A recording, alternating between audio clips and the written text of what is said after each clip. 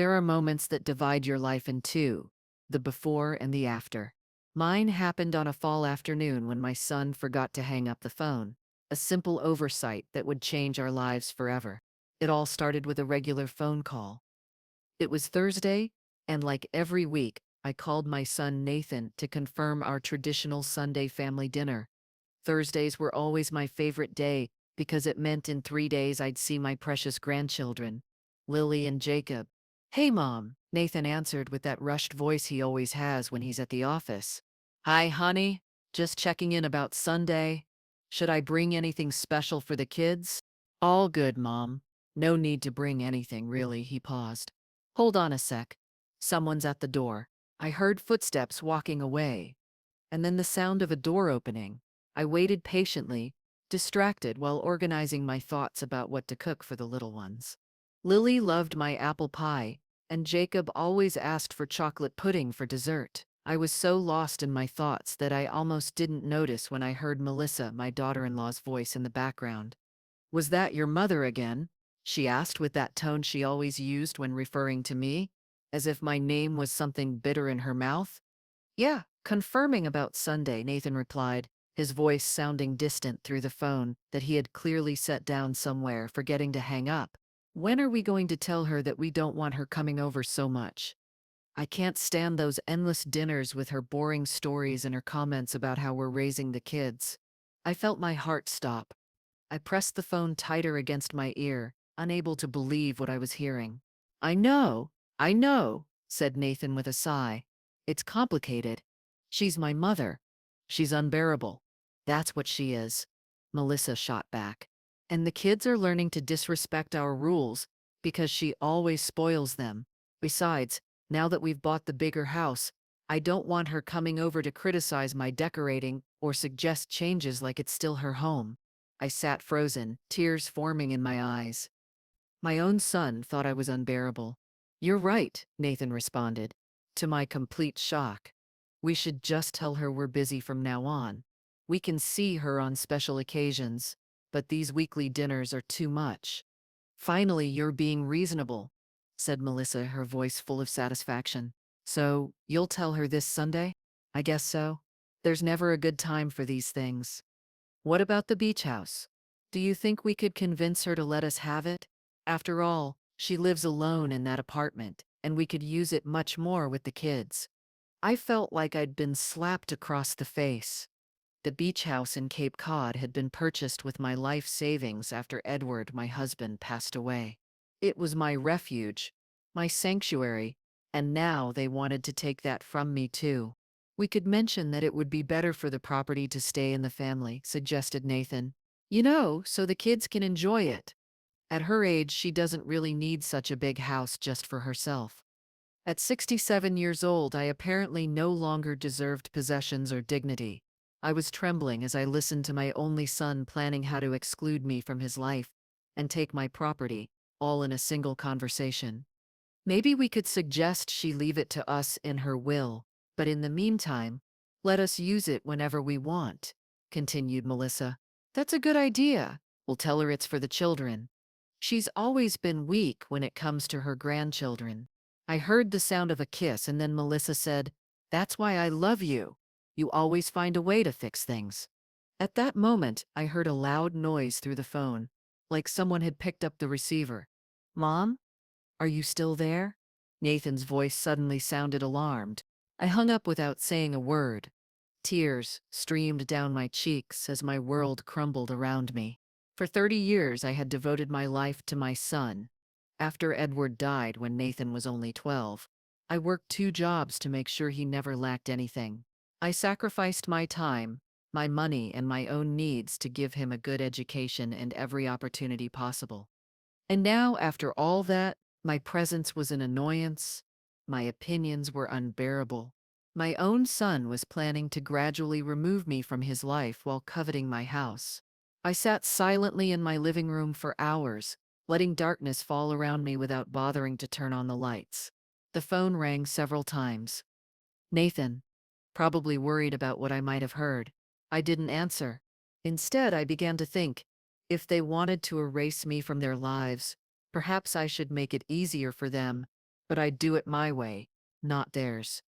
I wouldn't stay to be slowly discarded, to watch as I was excluded from family events or manipulated into giving up my possessions. No, if they wanted me gone, then I would disappear. But first, I'd make sure to protect what was mine and preserve my dignity. That night, as Nathan's calls continued unanswered, I made a decision that would change our lives forever. They wanted to erase me. I would show them exactly what it really feels like to lose someone.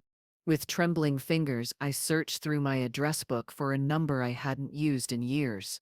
That of Patrick Sullivan, the lawyer who had handled Edward's affairs after his passing. It was late, but this couldn't wait. Patrick, it's Eleanor Wright. I need your help urgently. It's about my beach house in Cape Cod and my will. I want to make some immediate changes. Who would have thought that at 67, instead of enjoying a peaceful retirement surrounded by my family, I'd be planning my own disappearance? But betrayal can turn even the most docile grandmother into a woman with a spine of steel.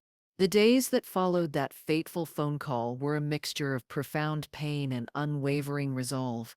I kept remembering every day of my life dedicated to Nathan, the sleepless nights when he was sick, the financial sacrifices to pay for his education, the joy of seeing him graduate, and now all of that seemed insignificant to him, as if I were an old piece of furniture he wanted to dispose of.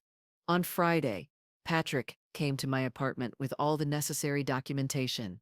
I was surprised by his efficiency and even more by his discretion. Eleanor, are you completely sure about this? These are important decisions that will change your life, he asked as we reviewed the papers at my kitchen table. I've never been more certain of anything in my life, Patrick, I replied, feeling a strange calm that contrasted with the emotional storm of the past 24 hours. I explained the situation without dramatics, just concrete facts. I want to protect my assets, especially the beach house in Cape Cod, and I want to do it in a way that my son and his wife cannot manipulate me into giving it up. Patrick nodded. His expression was a mixture of understanding and sadness. I understand, Eleanor. There are several options we can consider. He explained about irrevocable trusts, life estates, and other legal mechanisms that I barely comprehended at that moment. But the main message was clear. I could protect my properties, even from my own family. I also want to update my will, I added, feeling determination hardening my voice. And I need information on how to sell my apartment quickly. The following night, I finally responded to Nathan's calls. His voice sounded tense, worried. Mom, are you okay? I've called you like 20 times. I'm fine, Nathan, I answered with a calmness I didn't feel. I was just busy. Right. I think the phone didn't hang up properly yesterday, and I was worried that you might have heard something. I cut him off, surprising myself with the coldness of my tone. Don't worry, son. I didn't hear anything important. The relief in his sigh was like another stab to my heart. Good, good, so you'll come on Sunday, right? The kids are asking for you.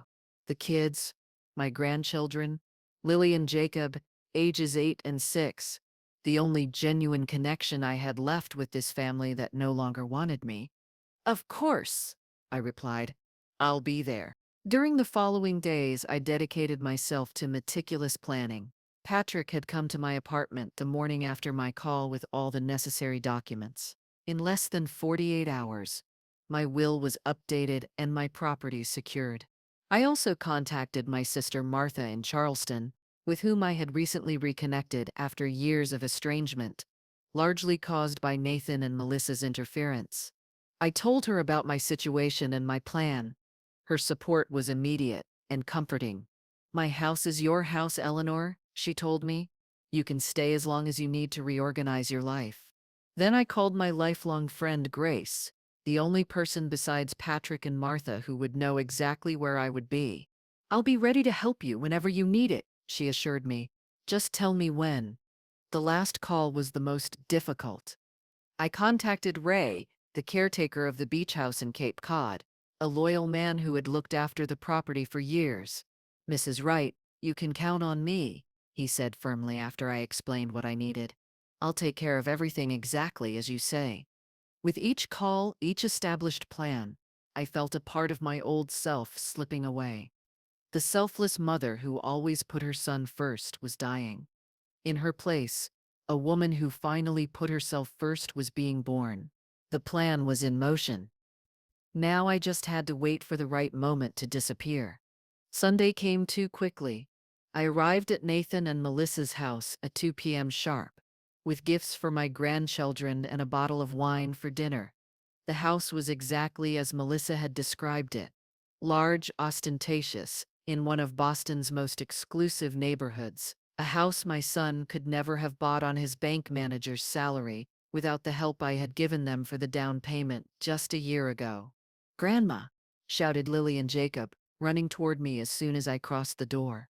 I hugged them tightly, inhaling the scent of their hair, committing to memory the feeling of their little arms around my neck. "I brought you something," I said, handing them the packages I had chosen so carefully. "Thank you, Grandma," they exclaimed in unison, eagerly tearing off the wrapping paper. Melissa appeared in the hallway, her smile as fake as the pearl necklace she was wearing. "Eleanor, good to see you could make it," she said, kissing me on both cheeks without really getting close. "I hope you didn't bring candy again. We're trying to control the kids' sugar intake." There was the first criticism of the day. I had barely been in the house for 2 minutes. "Just educational toys this time?" I replied with an equally fake smile. Nathan appeared behind his wife, his expression a mixture of guilt and nervousness. "Mom, glad you could come," he said, hugging me briefly. I noticed his eyes didn't meet mine. The meal proceeded with the usual tension, though now I was more aware of every glance exchanged between Nathan and Melissa, every subtly critical comment about my appearance, my opinions, or the way I spoke to the children. "Lily, sit up straight, please," said Melissa when my granddaughter leaned over to show me her drawing. "Let her be. She's just excited," I automatically intervened. The look Melissa shot Nathan didn't go unnoticed. It was the look that said, "See what I mean." While I watched my grandchildren devour the dessert I had brought, despite Melissa's protests, I couldn't help but wonder, how would they react when they learned their grandmother had disappeared? Would they remember me fondly, or would their parents' lies gradually erase my memory? The idea of not seeing them grow up broke my heart, but I also knew I couldn't bear being reduced to an occasional visit, a nuisance tolerated only on holidays. When we were serving dessert, Nathan finally spoke up. "Mom, there's something we wanted to talk to you about." Here came the speech they had rehearsed to exclude me from their lives. I kept my expression neutral as I cut a piece of cake. "We were thinking about the Cape Cod house," he continued. "You know the kids love going there, and with our busy work schedules, it would be wonderful if we could use it more frequently for family getaways." "I understand," I said simply, watching as they exchanged looks of surprise at my lack of resistance. "We thought maybe you could consider, I don't know, perhaps letting us use it whenever we want," suggested Nathan. "Or even, not that we want to rush you into making decisions about your estate," but Melissa interrupted, always more direct. "What Nathan is trying to say is that it makes more sense for the house to be in the hands of people who can really enjoy it. The children deserve to grow up with that space, those experiences." I set my fork down beside my plate and looked at them both. "And I don't deserve to enjoy it?" I asked softly. Nathan shifted uncomfortably in his chair. "That's not it, Mom. We just think that at your age, maintaining such a large property must be complicated and expensive." "My age," I repeated. "Interesting that you mention it." Jacob, oblivious to the tension, approached me with his new toy. "Grandma, when can we go to your beach house? I like swimming there." Before I could respond, Melissa intervened. "Soon, sweetheart. In fact, we were just talking to Grandma about spending more time there as a family." The way she said "as a family" made it clear that I wasn't included in that definition. "We'll see, my love," I told Jacob, stroking his head. Then I looked directly at my son and his wife. "I need to think about it. It's an important decision." Melissa's expression visibly tightened. She wasn't getting the immediate submission she expected. The rest of the afternoon passed in a strange dance of unspoken tensions. I played with my grandchildren, knowing each moment was precious. When it was time to leave, I hugged Lily and Jacob harder than usual. "Grandma, will you come next Sunday too?" asked Lily. "Maybe, my darling," I replied, feeling a lump in my throat. "I'll call you, okay?" Nathan walked me to the door while Melissa stayed inside, apparently busy with the children. "Mom, about the house," he began. I raised a hand to stop him. "Let's not talk about that now, Nathan. I need time to think." Of course," he said quickly, relieved to postpone the conversation. "I'll call you during the week." He kissed my cheek, and for a moment I saw the boy I had raised, the son I had loved unconditionally. But that boy no longer existed. In his place was a man willing to erase his mother from his life for convenience. "Goodbye, son," I said softly, knowing those words had a meaning he didn't yet understand. As my taxi drove away, I looked back at the large house that symbolized everything my son now valued: appearances, possessions, status, and I didn't fit into that picture. That night, alone in my apartment, I started making the final calls. The next day would begin the final phase of my plan, and there was no turning back. My suitcases were almost ready, important documents secured. In 48 hours, Eleanor Wright would disappear without a trace, as if the earth had swallowed her up. And as I thought about the look of surprise on Nathan's face when he discovered that his plan to erase me had worked too well, I felt a mixture of sadness and a strange sense of freedom. Sometimes, losing everything is the only way to find yourself. The following week passed in a blur of frantic activity. Patrick expedited all the legal procedures with surprising efficiency. My will was modified. I established a trust for my grandchildren that they could only access when they turned 25, and placed the Cape Cod house in an irrevocable trust that guaranteed me total control during my lifetime. "With this, no one can pressure you to give up the property," Patrick explained as I signed the documents. "Not even you yourself could transfer it now, even if you wanted to." I also discreetly hired a real estate agency to sell my apartment. To my surprise, I received a cash offer 2 days later.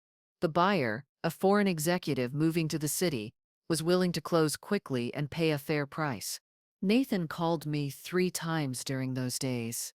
I let the first 2 calls go to voicemail. His messages became increasingly insistent, asking if I had thought about the house. The third time I finally answered. "Mom, can we meet for coffee tomorrow? There are some things I want to discuss with you," he said without even asking how I was. "I'm sorry, Nathan. I'm very busy these days," I replied. "Busy with what?" His incredulous tone confirmed what I already knew. In his mind, a 67-year-old widow had nothing important to do. "Personal things," I answered vaguely. "Maybe next week." "It's about the house, Mom. Melissa and I have been talking, and we think that—" "Nathan," I interrupted him firmly. "I told you I needed time to think. Please respect that." The silence on the other end of the line betrayed his surprise at my unusually assertive tone. "Sure, Mom," he finally said. "Just let me know when we can talk." "I will." 2 days later, I was finishing packing some boxes when my doorbell rang. When I opened the door, I found myself face to face with Melissa. "Eleanor," she said with that tense smile she always used with me, "I hope I'm not disturbing you. May I come in?" Without waiting for an answer, she entered the apartment, her eyes immediately scanning the interior. I noticed how she registered the boxes stacked in a corner. "Are you doing spring cleaning?" she asked, pointing to the boxes. "Something like that," I replied without offering further explanations. "What brings you here, Melissa? You rarely come to see me alone." She sat on my couch uninvited, placing her designer handbag next to her. "Well, Nathan and I are concerned. You've been distant since last Sunday. Nathan thinks you might have been upset by our conversation about the house." "And what do you think?" I asked, sitting across from her. Melissa straightened her posture, visibly preparing for the speech she had rehearsed. "I think maybe you didn't understand what we were proposing. We don't want to take anything from you, Eleanor. We just think it would be more practical for everyone if the house was more available to us. The children adore it and you barely go there 4 or 5 times a year.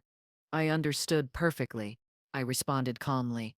You want me to cede control of my property because you believe at my age I don't need it as much as you do? Melissa had the decency to blush slightly, but she recovered quickly. It's not just that, Eleanor. We're also thinking about your well-being. Maintaining that house is expensive and complicated. Wouldn't it be better if that money was used for your comfort? Or better yet, if the property was preserved for your grandchildren instead of— She left the sentence unfinished. Instead of what, Melissa? Instead of me selling it to strangers? Or perhaps you're concerned I might find a new companion and decide to leave something to him. Her eyes narrowed for an instant, revealing that I had hit the mark. It wasn't just about wanting to use the house. They feared the valuable asset might escape their reach. Of course not, Eleanor. We just want what's best for you and for the family. The family, I repeated, savoring the irony of the word. You know what's curious, Melissa? When you say family, you don't include me. That's not— Please don't interrupt me, I said with a firmness that surprised her. I've been reflecting a lot on my place in this family, and I've noticed how I've gradually been excluded from decisions, events, celebrations, how my opinions about my own grandchildren are dismissed, how my visits are tolerated rather than welcomed. Melissa opened her mouth to protest, but closed it again, unable to deny the evident. Eleanor, I think you're exaggerating. You've always been welcome in our home. Really? Then, I suppose I'm imagining things when I hear that I'm unbearable and that my visits are too much. The color drained from Melissa's face. What? What are you saying? I stood up and walked slowly toward her, keeping my voice deliberately calm. Nathan forgot to hang up the phone. Melissa, I heard your entire conversation about how you want to get rid of me, about how you plan to take my house, about how you consider me a burden. Melissa abruptly stood up, her face a mask of poorly disguised panic. Eleanor, I don't know what you think you heard. Please don't insult my intelligence, I cut her off. I heard everything, word for word, and the most painful part wasn't your comments, Melissa. It was hearing my own son agree with you. Melissa picked up her purse, her hands trembling slightly. I need to talk to Nathan. This is a misunderstanding. Of course it is, I replied with a sad smile. It always is. Before she reached the door, I added, one more thing, Melissa. The next time you want to discuss my house, my possessions, or my place in the family, have the decency to do it to my face, not behind my back. As soon as Melissa left, my phone started ringing. It was Nathan, as I expected. I let the call go to voicemail, then another and another. Finally, a text message. Mom, please answer. We need to talk. Melissa told me what happened. Can I explain everything? I responded with a simple message. There's nothing to explain. I heard everything. Less than an hour later, Nathan was knocking at my door. This time I decided to confront him. When I opened the door, I saw my son standing there with a pale, haggard face. Mom, he began, his voice breaking. I don't know exactly what you heard, but it's not what you think. Come in, I said simply, turning my back as he entered. Like Melissa, his eyes immediately noticed the boxes. What's going on here? Why are you packing things? Sit down, Nathan, I said, ignoring his question. He sat in the same place where Melissa had been earlier, looking at me with a mixture of confusion and fear. I heard the entire conversation between you and Melissa after you supposedly went to answer the door. I began without preamble. I heard how you complained about me, how you planned to tell me that you no longer wanted me at your family dinners, how you wanted to take my Cape Cod house. Mom, no, I'm not finished, I interrupted him. The most painful thing, Nathan, was hearing you agree with her, hearing you say that I'm too much, that my visits are a burden, that at my age I no longer need a house like that. Nathan lowered his gaze, unable to meet mine. It was just a conversation, Mom. People say things they don't mean when they're frustrated. And you were frustrated by what? Because your mother wants to be part of your life. Because I want to see my grandchildren grow up. It's not that, he insisted, but his voice lacked conviction. It's just that things change, families evolve, and I don't fit in them, I completed for him. Nathan didn't deny it, which was perhaps the most painful confirmation. So, I said, straightening my shoulders, I've made a decision. What do you mean?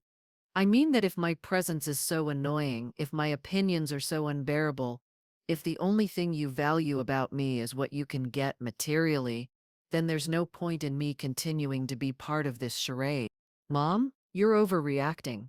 Nobody wants you to disappear. No, because that's exactly what I heard. That you want to limit me to special occasions. That you no longer want my weekly visits. That you want to take my house. That sounds a lot like wanting me to disappear, at least the version of me that has her own opinions and possessions that you desire. Nathan ran his hands through his hair, clearly frustrated.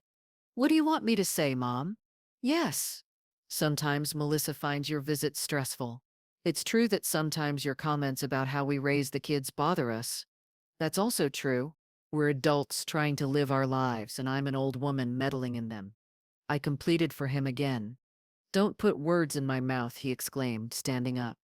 This is exactly what I'm talking about. You always twist things to make yourself the victim. Those words were the final blow, the last nail in the coffin. My own son, whom I had raised alone after losing his father, to whom I had given everything I had, now saw me as a manipulator playing the victim. I think you should go, Nathan, I said with a calmness I didn't feel. Mom, no. I've heard enough. Please leave. Nathan headed for the door, but stopped before leaving. What are you going to do? He asked, looking again at the boxes.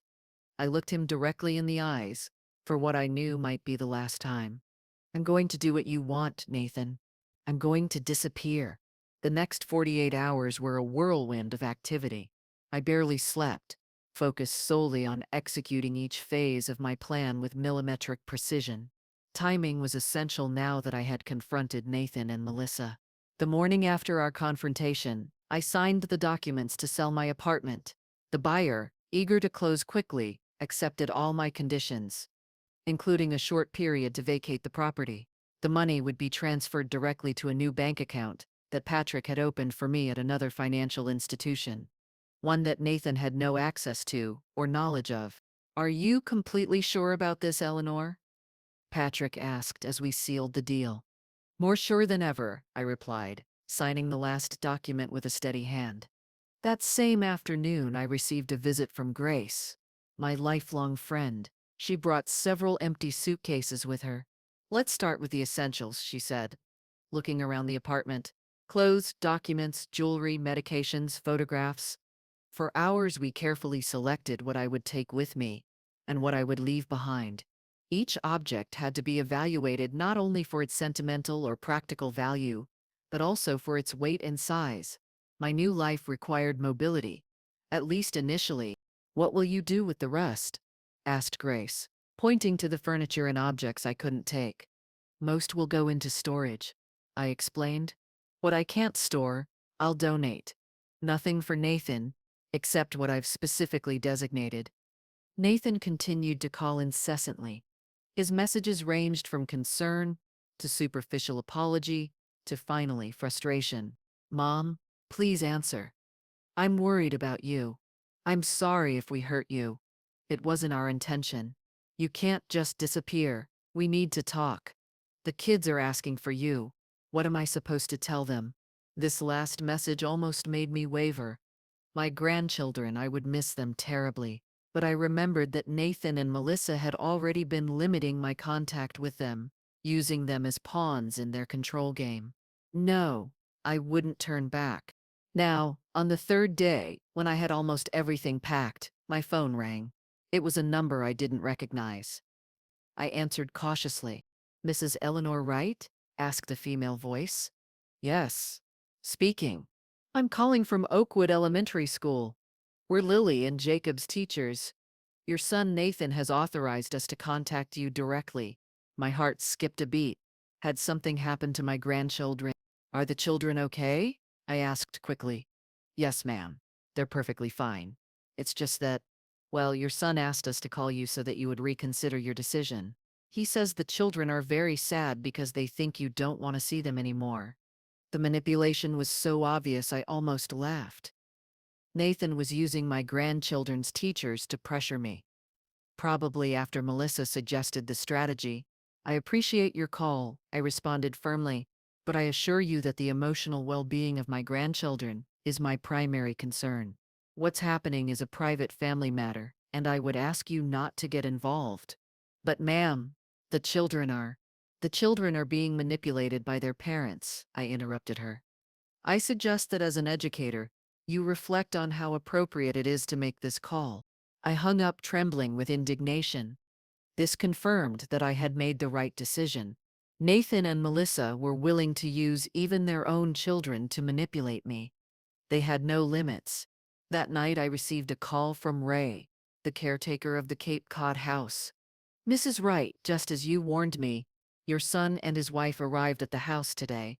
They said you had given them permission to stay for the weekend. Thank you for letting me know, Ray. Did you follow my instructions? Yes, ma'am. I told them I had no authorization to let them in without your direct confirmation. They became quite insistent, especially Mrs. Wright. I could perfectly imagine the scene. Melissa, indignant, demanding entry to a house that didn't belong to her. Nathan trying to mediate, but equally frustrated. Perfect, Ray. Keep me informed if they return or try anything else. Of course, ma'am. And may I ask, are you sure about all this? Completely sure, Ray. Thank you for your loyalty. The next morning I received the call I was expecting. Nathan, furious. You told Ray not to let us into the house, he demanded without even saying hello. Good morning to you too, son, I responded calmly. Mom, this is ridiculous. We went all the way to Cape Cod and your employee treated us like intruders. You are intruders, Nathan. You didn't have my permission to use the house. We've always used that house. It's the family house. I took a deep breath before responding. No, Nathan, it's my house. Bought with my money, maintained with my money, and since I recently discovered that you plan to take it from me, I've taken precautions to protect what's mine. There was silence on the other end of the line. What are you talking about? He finally asked, his voice more cautious. I'm talking about the fact that the house is now in an irrevocable trust. It cannot be transferred, sold, or given away, even if I wanted to. It's legally protected. What? When did you do that? That's none of your business, Nathan. What matters is that the house will remain mine as long as I live. This is insane, he exploded. All because you heard part of a private conversation and misinterpreted it. I didn't misinterpret anything, and your actions since then have only confirmed what I heard. Nathan lowered his voice, adopting a more controlled tone that I recognized as his banker voice, the one he used when he wanted to manipulate a situation. Mom, I think you need help. You've been acting irrationally, making hasty financial decisions, distrusting your own family. This isn't normal. Melissa and I are worried about your mental well-being. The implication was clear. They were setting the stage to question my mental capacity, probably hoping to invalidate my legal decisions. How convenient, Nathan. When I protect my interests, suddenly I'm mentally unstable. But when I was giving you money for the down payment on your house or taking care of the kids whenever you needed it, then I was perfectly lucid. It's not like that, Mom. We're just concerned. You know what? I don't care anymore. I've made my decision. What decision? What are you talking about? I looked around my nearly empty apartment. The boxes ready. The suitcases closed. You'll know soon, I replied and hung up. That afternoon, I finally met with my grandchildren. I had arranged with the school to pick them up directly, using the authorization I still had as a registered grandmother on their school documents. Grandma! They both exclaimed when they saw me running into my arms. My darlings, I said, hugging them tightly. I have a surprise for you. I took them to a nearby ice cream parlor, their favorite place. As they enjoyed their ice cream, they looked at me with those innocent eyes I loved so much. Grandma, why are Mom and Dad mad at you? asked Lily, always the most perceptive. They're not mad, sweetheart. We just have adult disagreements. Mom said you don't want to see us anymore, Jacob chimed in, his big eyes full of concern. That's not true, my love. I will never stop wanting to see you. You are the most important thing in my life. Then why didn't you come on Sunday? Lily insisted. I took a deep breath, searching for the right words. Grandma is going on a very special trip, I explained. That's why I couldn't come on Sunday. I was preparing everything. A trip? Can we go with you? Jacob asked enthusiastically. Not this time, my life. But I promise you something. I will always be watching over you. And one day, when you're older, you'll understand everything.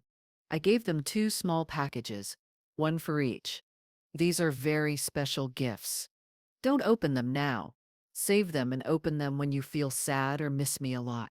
Lily, with the intuition that always surprised me in a child her age, looked at me seriously. You're not coming back, are you, Grandma? Tears threatened to fall, but I maintained my composure. I will always come back for you, my love, in one way or another. Never forget that. I hugged them one last time, memorizing the scent of their hair, the feeling of their little arms around my neck, the sound of their laughter. Then I took them back to school, just in time for Nathan to pick them up as usual. As I drove away, I saw Nathan arriving at the school in my rearview mirror. Our eyes met for an instant. The expression of surprise on his face at seeing me there quickly turned to alarm. I pressed the accelerator and drove away before he could reach me. That night I sent a final message to Nathan. I saw the children today. They're fine. I explained that I'm going on a trip. Don't try to manipulate them with lies about me. They'll know the truth when they're older.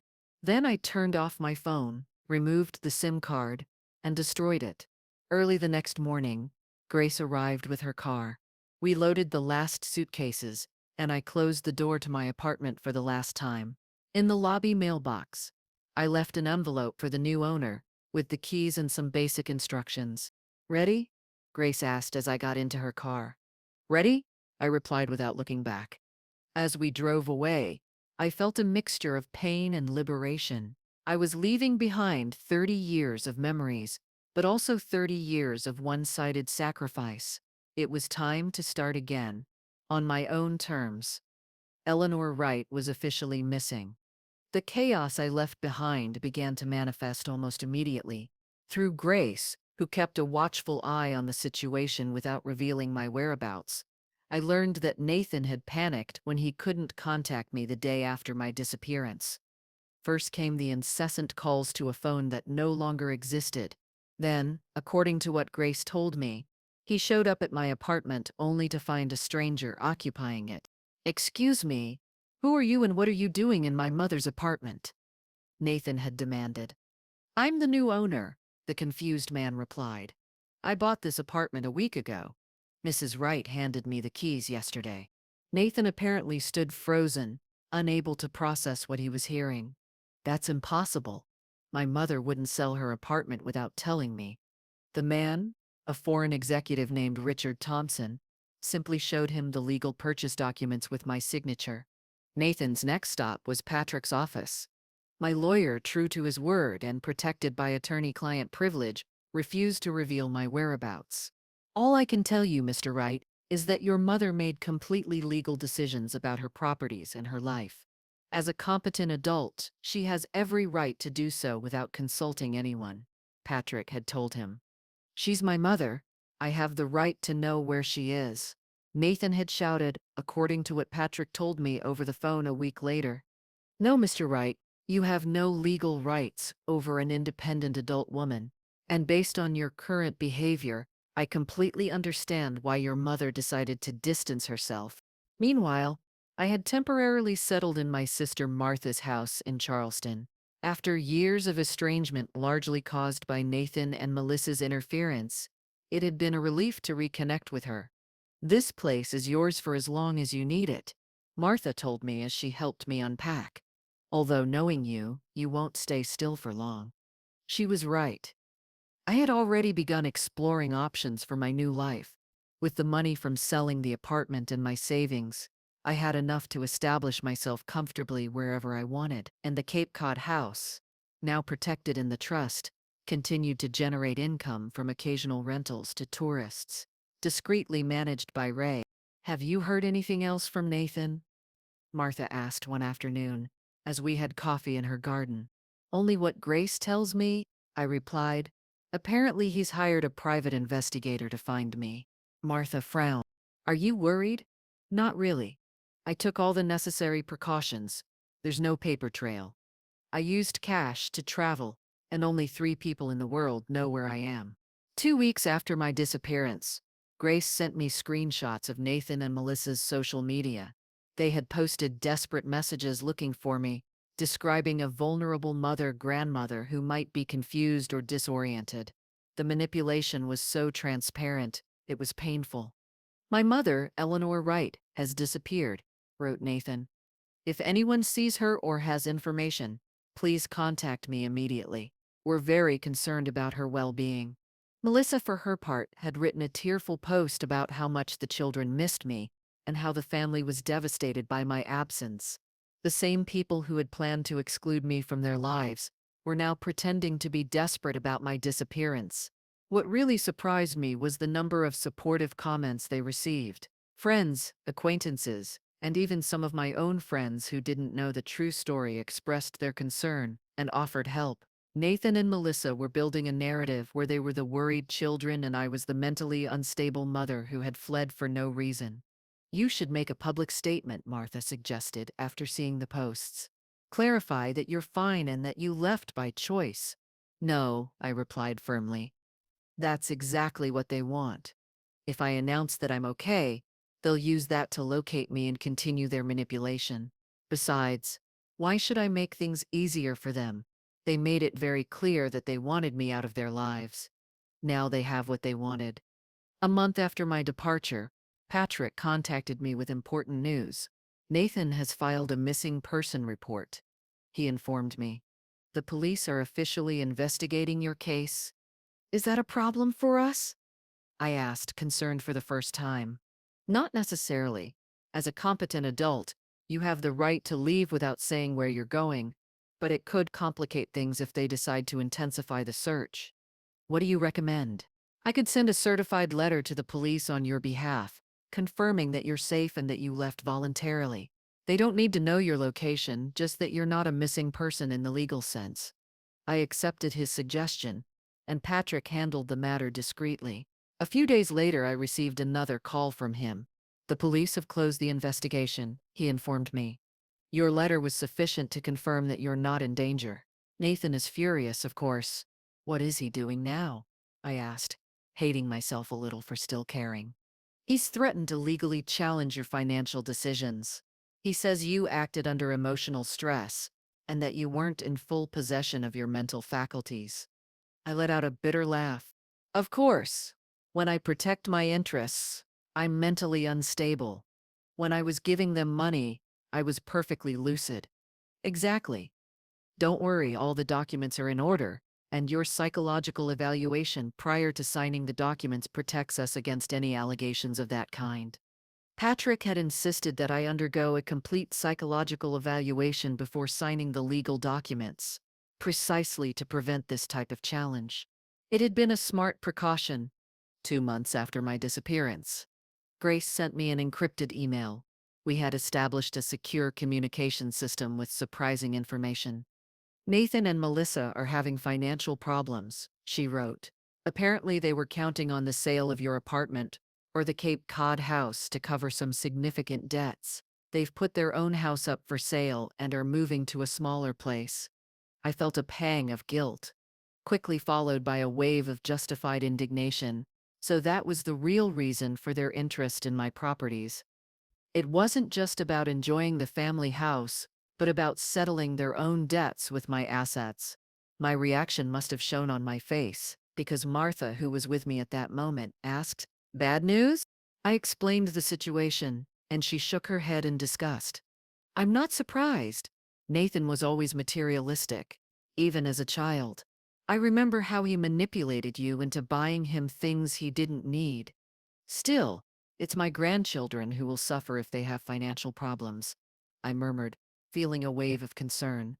Eleanor, Martha said firmly, it's not your responsibility to rescue adults from the consequences of their own decisions. You've established a trust for your grandchildren. They'll be fine when the time comes. She was right. Of course, the trust for Lily and Jacob ensured they would have resources for their education and a good start in adult life, regardless of their parents' financial decisions. 3 months after my departure, I received a letter forwarded by Patrick. It was from Lily, my granddaughter. I opened it with trembling hands. Dear Grandma, she had written in her childish handwriting, I miss you a lot. Dad and Mom say you left because you were confused, but I don't believe that. I opened the gift you gave me. The necklace with half the heart is very pretty. I have one half, and Jacob has the other. Mom got angry when she saw it, but she didn't take it away from us. When are you coming back? I love you very much. Tears streamed down my cheeks as I read the letter over and over. My intelligent Lily knew there was more to my departure than what her parents were telling her. I wrote her a response, careful not to reveal my location, and sent it to Patrick to forward through a neutral address. My dear Lily, you've given me the most precious gift with your words. Yes, you're right. I didn't leave because I was confused, but because I needed to protect myself and find peace. Someday, when you're older, I'll tell you the whole story. Meanwhile, I want you to know that I have never stopped loving you. And Jacob, you are the most valuable thing in my life, and I think about you every day. The necklace is special because it represents that even though we're separated, our hearts will always be united. When you're a bit older, you'll better understand why I had to go. In the meantime, be good, take care of your brother, and remember that I love you more than anything in the world. 6 months after my disappearance, Grace informed me that Nathan had officially abandoned the search. His last social media post on the subject was a resigned message. After half a year of tirelessly searching for my mother, we've had to accept that she has chosen to distance herself from our family. Though we don't understand her reasons, we respect her decision and hope she's well wherever she is. The falsehood of his words was evident to me. He knew perfectly well why I had gone, but at least the public pretense had ended. What Nathan didn't know, what he could never imagine, was that his mother hadn't disappeared forever. She was just regrouping, healing, and preparing for the next phase of her life. A phase that would eventually bring us back into contact, but on my terms, not his. My disappearance wasn't an ending, it was a new beginning, and as I contemplated the sunset from the balcony of my new home in Savannah, a small coastal city far from Boston, I felt how my true life was just beginning. At 67, I had found something I never thought I'd have: freedom. 3 years have passed since I disappeared from Nathan and Melissa's lives. 3 years of reinventing myself, of healing deep wounds and building a life I never thought I'd have at 70. After 6 months in Martha's house in Charleston, I decided it was time to establish myself permanently. I didn't want to continue being a guest, no matter how much my sister insisted it wasn't a bother. I needed my own space, my own home. Have you thought about where you'd like to live? Martha asked me one morning over breakfast. I've been considering options, I replied. I want a quiet place, near the sea, but not too isolated. What about Savannah? She suggested. It's beautiful, has an interesting community of retirees and artists, and it's far enough from Boston that you won't have to worry about casual encounters. That's how, 7 months after my disappearance, I bought a small but charming house in Savannah's historic district, just a short drive from Tybee Island Beach. The property had a lush garden, 2 cozy bedrooms, and a porch with a view of the centuries-old oak trees draped with Spanish moss. I bought it in cash using part of the money from selling my apartment in Boston. The transformation wasn't just geographical. I cut my hair that I'd always worn long, letting my natural silver gray shine instead of hiding it with dye. I changed my wardrobe for lighter, more colorful clothes, so different from the formal suits and conservative outfits I used to wear. I even legally changed my name, not to hide, but as a symbol of my rebirth. Eleanor Wright became Elizabeth Morgan, a tribute to my maternal grandmother.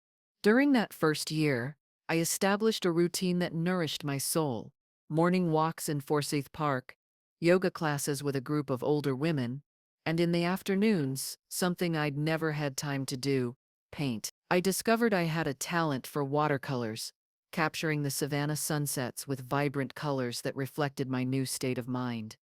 I also made new friends. Clara, an Argentine expatriate my age, who ran a small bookstore; James, a retired professor who organized historical tours of the region; and Sophia, a young local artisan who taught me to work with clay. People who knew me as Elizabeth, without expectations or shared history, without judgments or demands. While building my new life, I maintained carefully selected connections to my past. Patrick, my lawyer, continued managing my legal affairs and kept me informed of any important developments. Grace visited me twice a year, bringing news and, most precious, letters and drawings from my grandchildren. Lily and Jacob, now 11 and 9, continued to write to me regularly. Their letters were sent to a post office box in Boston that Patrick had established and then forwarded to me. I never revealed my location, not even to them, but I assured them in every response that I was well, that I loved them, and that someday they would understand why I had to leave. Through Grace and Patrick, I learned how Nathan and Melissa's life was evolving. The first year after my departure was difficult for them financially. They sold their large house and moved to an apartment. Nathan had to sell his luxury car, and Melissa drastically reduced her spending on clothes and jewelry. Apparently, they had accumulated considerable debt trying to maintain a lifestyle they couldn't afford, counting on eventually getting my properties. "Do you feel any satisfaction knowing this?"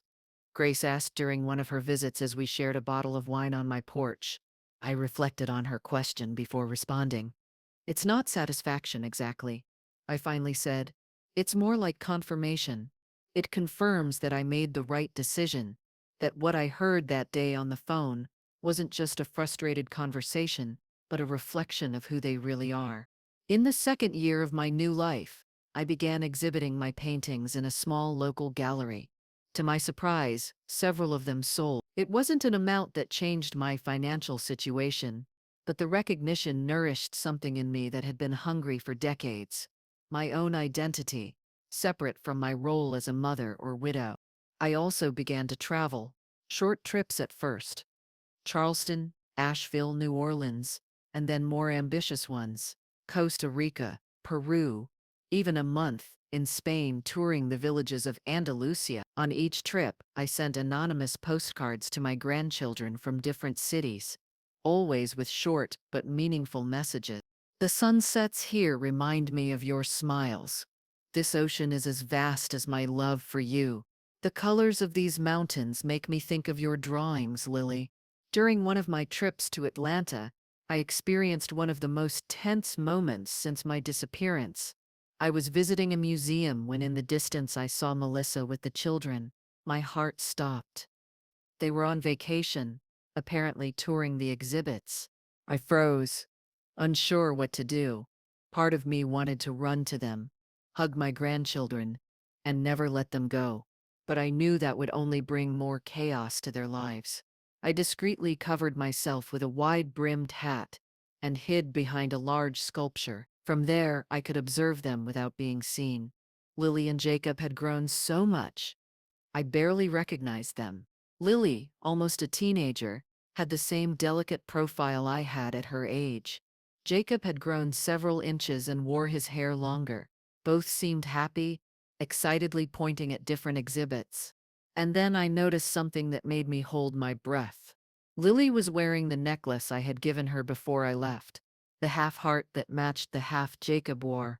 After 3 years, they were still wearing them. Silent tears ran down my cheeks as I watched them from my hiding place. When they finally walked away, I remained motionless for several minutes, processing the mixture of pain and joy that unexpected encounter had provoked. In the third year of my new life, I received important news through Patrick. Nathan had filed a formal request to locate the hidden assets of Eleanor Wright, claiming he had the right to know the whereabouts of her properties as her sole heir. It's pointless, Patrick assured me over the phone.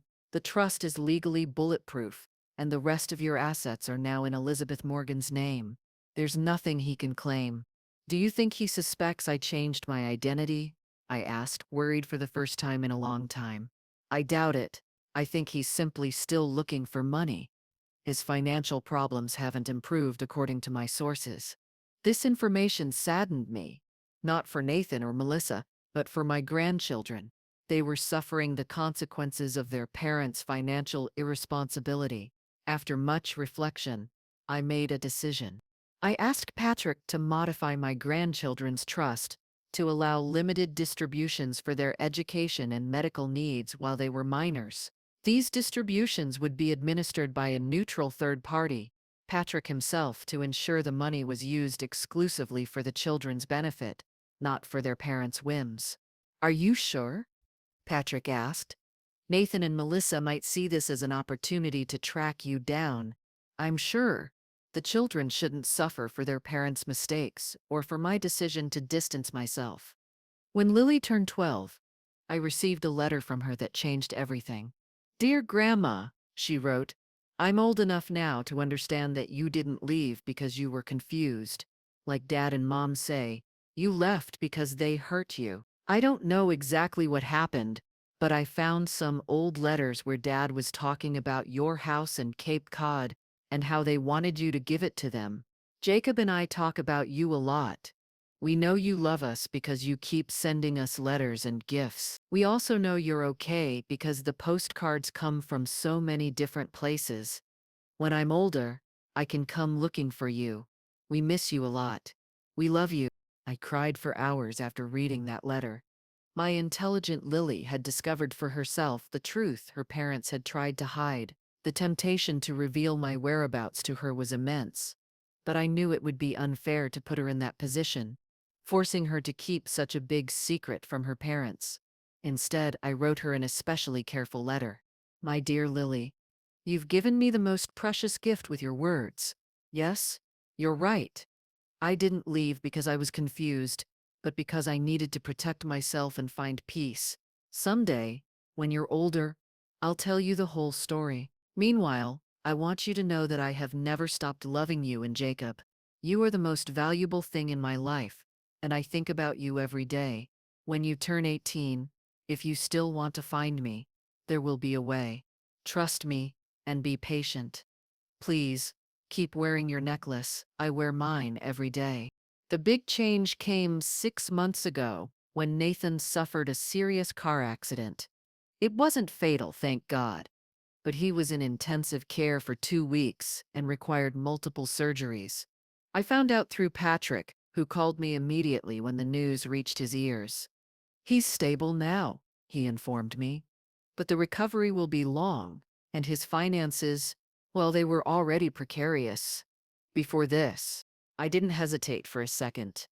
I want to help, I said firmly. Not for Nathan or Melissa, but for my grandchildren. Are you considering revealing yourself? Patrick asked, surprised. Not exactly, but I think it's time to build some bridges in my own way. Through Patrick, I established a fund to cover Nathan's medical expenses and ensure my grandchildren wouldn't suffer hardships during their father's recovery. The money came as a previously unknown insurance policy that Edward had supposedly taken out years ago with the children as beneficiaries. It was a white lie, but necessary to maintain my anonymity while helping my family. Nathan's reaction, according to what Grace told me, was one of absolute shock, followed by a mixture of relief and suspicion. I don't understand, he had said. An insurance policy from Dad after so many years? Why didn't anyone know about this? Melissa, always practical when it came to money, apparently silenced his doubts quickly. It doesn't matter where it came from, Nathan. What matters is that we can pay your medical bills, and the children will be okay. What neither of them suspected was that this mysterious insurance was just the first step in my plan to gradually reintroduce myself into my grandchildren's lives. 3 months ago, Patrick delivered separate envelopes to Lily and Jacob, now 13 and 11 years old. Each envelope contained a letter from me and a simple prepaid cell phone with just one number programmed. I explained that they could call or text me whenever they wanted, but for now it was better to keep it a secret from their parents. I don't want to cause you more problems, I wrote, especially while your dad is recovering. When the time is right, I'll talk to them. Meanwhile, this can be our little secret. Lily called me that very night. Her voice trembled with emotion. Grandma? Is it really you? Yes, my love, I replied, fighting back tears. It's me. Where are you? Can we see you? Soon, sweetheart. I can't tell you exactly where I am yet, but I promise we'll see each other soon. Jacob also called me the next day, bombarding me with questions about where I'd been, what I'd done, and whether I'd seen whales on my travels. Apparently, he was fascinated with marine mammals. Our conversations were brief but frequent, always when they were alone in their rooms or during school breaks. A month ago, I made the final decision. I wrote a letter to Nathan, the first direct communication since my departure. Patrick delivered it personally.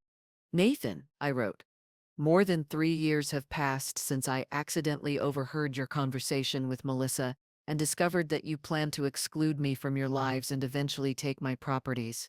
The pain of that betrayal forced me to make drastic decisions, including disappearing without explanation. During these years, I have built a new life, found peace and purpose. I don't regret leaving, but I regret the impact my absence has had on Lily and Jacob. They are innocent children who don't deserve to suffer for the mistakes of the adults in their lives. Your accident has made me reflect on the fragility of life and the importance of forgiveness, not necessarily to restore relationships that are irreparably damaged, but to free the heart from the weight of resentment. I'm not ready to reveal where I live or who I am now, but I am willing to establish limited contact for the sake of your children. I have been in communication with them for the past few weeks. Yes, they have a way to contact me, and their emotional well-being is my priority.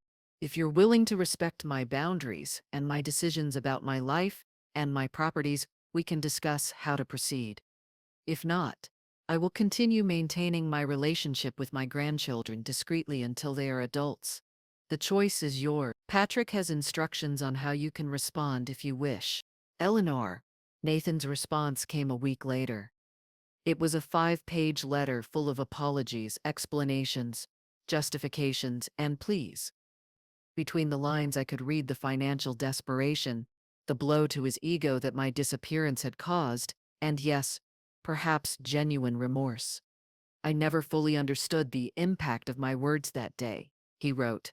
I was frustrated, pressured by debts I hadn't told you about, and I let Melissa influence my judgment.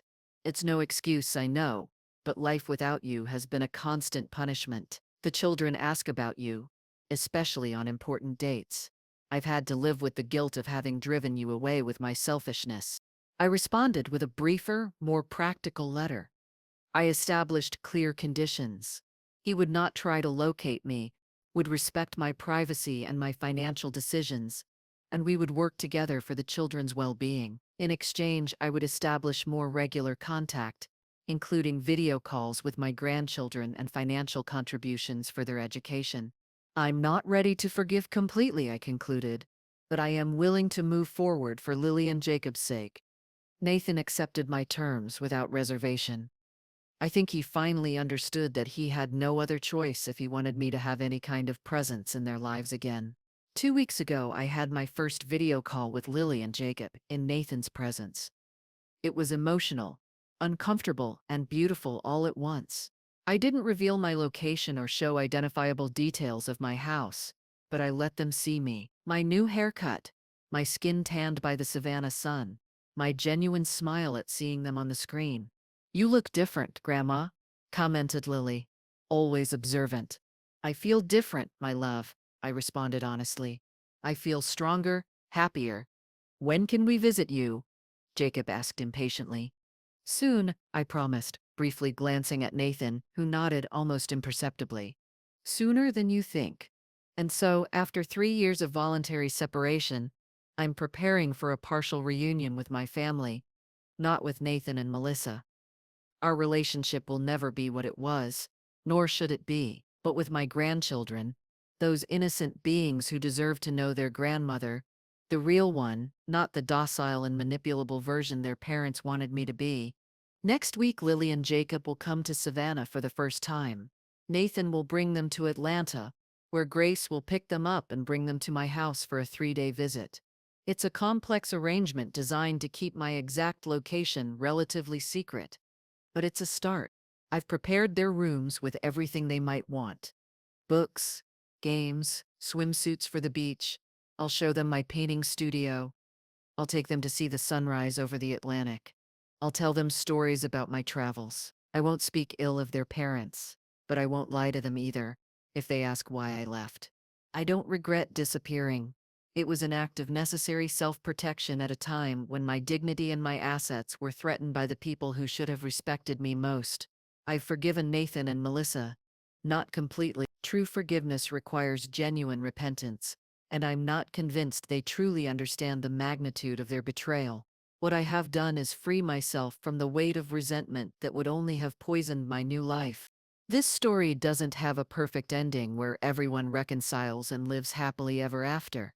Real life rarely works that way.